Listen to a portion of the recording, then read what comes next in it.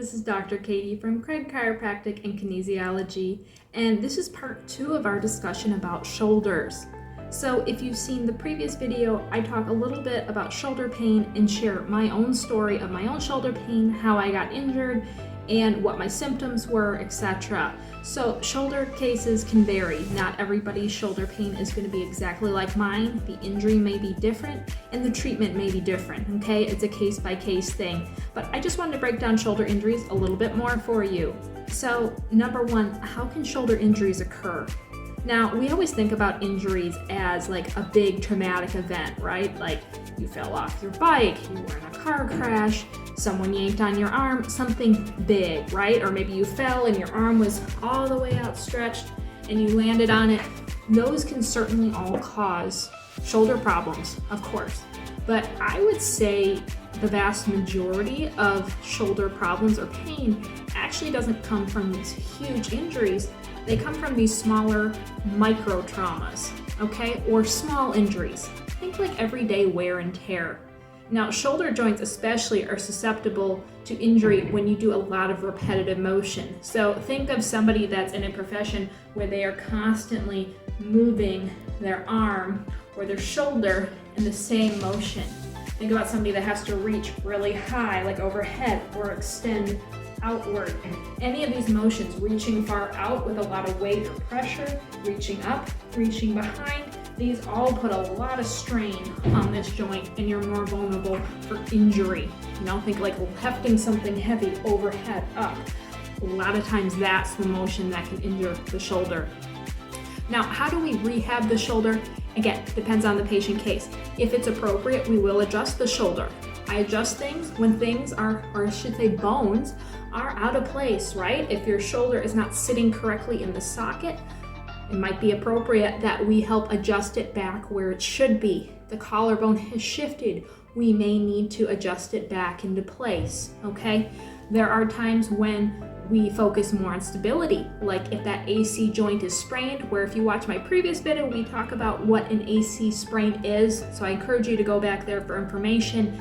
If that joint is sprained, I'm going to actually use K-tape or sports taping, tape the shoulder, and we want to create stability. So everything's a case-by-case basis, but the general principles are the same. For a lot of shoulder injuries, I am going to be taping the shoulder to help provide stability. I can teach you how to tape at home. A lot of times I do with my patients, if that is helpful for them.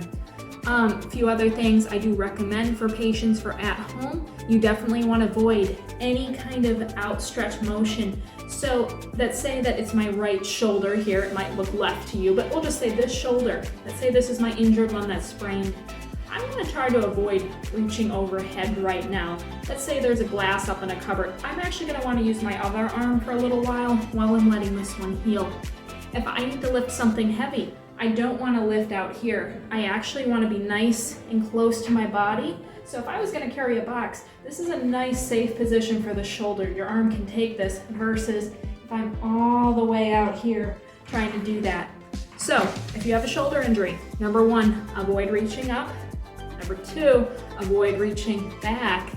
Number three, try to carry heavier objects closer to your body, okay? Those are three things that really helped me. All right, another note for shoulders for at-home things. We've already learned about the positions to avoid. I want to talk about sleeping because this is a common one and a common trigger. A lot of people are side sleepers, which side sleeping in itself is not bad if you're in a proper position.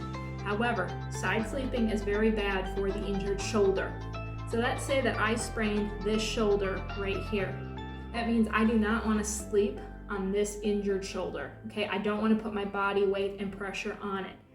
I know that's hard for a lot of people if that's your dominant side. A lot of times I sleep on that side, but I want to really encourage you to train yourself either to sleep on your back or your other side.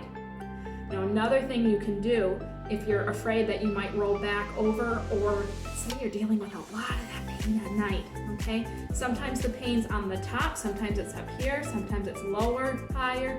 Sometimes, as weird as it sounds, if you have a shoulder injury, you may actually deal with pain deep inside aching in the armpit as well, okay? That's another muscle deep in there. I actually recommend taking something like a pillow, okay? All right, we have our pillow, so we can demo, right?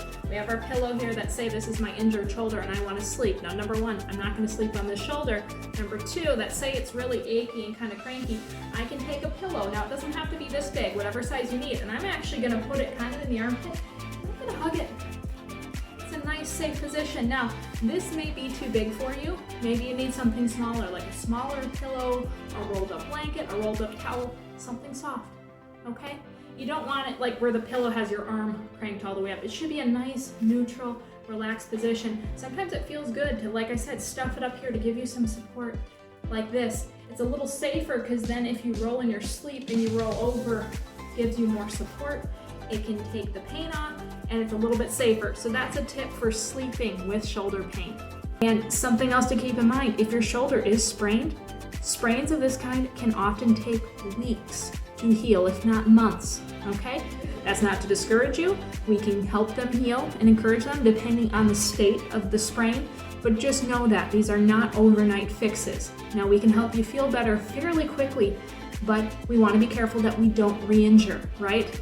The thing that we're all guilty of, myself included, is, okay, we're a couple weeks into treatment, the shoulder feels good, it's probably fine, then we go out, we overuse it, we re-sprain it, and we have to start over. So that's not to be a discouragement, it's just encouraging us that, hey, there is hope for shoulder pain, there's a lot we can do, but we gotta hang along for the ride. Shoulders are not fast fixes, okay? And then of course, there's an appropriate time and place where we'll add in things like rehab exercises if they're needed.